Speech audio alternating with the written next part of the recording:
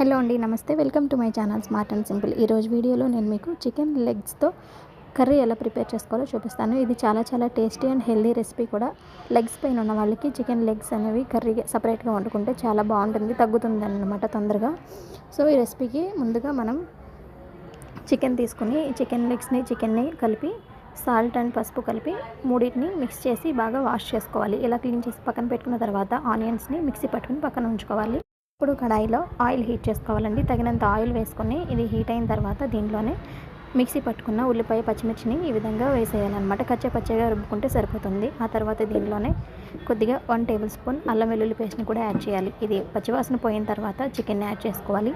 ఈ చికెన్తో పాటే మనం పసుపు అలాగే టేస్ట్కి సరిపడా ఉప్పు వేసుకోవాలన్నమాట. ఈ మొత్తాన్ని కూడా బాగా కలుపుకొని పక్కన పెట్టుకోవాలి. ఇందులో వాటర్ అంతా ఈరిపోయిన తర్వాత దీనిలో మనం కారం యాడ్ చేసుకోవాలి. స్పైసీనెస్కి తగ్గట్టు చికెన్ కాబట్టి కొంచెం ఎక్కువ కారం యాడ్ చేసుకోండి.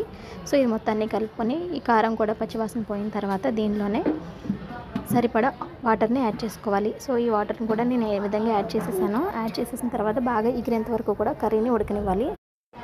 దాల్చిన చెక్క, లవంగాలు, ధనియాలు ఇవన్నీ వేసి బాగా నూరుకుని మసాలాని ప్రిపేర్ చేసుకొని పక్కన పెట్టుకోవాలి. ఇప్పుడు దీనిలోనే ఎండు కొబ్బరి కూడా యాడ్ చేయాలి. సో ఎండు కొబ్బరి వేయడం వల్ల ఏంటంటే టేస్ట్ పెరుగుతుంది. ఇందులోనే కొంచెం పెరుగు కూడా యాడ్ చేసుకోవచ్చు, గుజ్జు ఎక్కువ వస్తుందన్నమాట. ఆ తర్వాత కర్రీ దగ్గర పడిపోయిన తర్వాత కొత్తిమీర, కరివేపాకు మనం నూరుకున్న మసాలా వేసి ఈ విధంగా గార్నిష్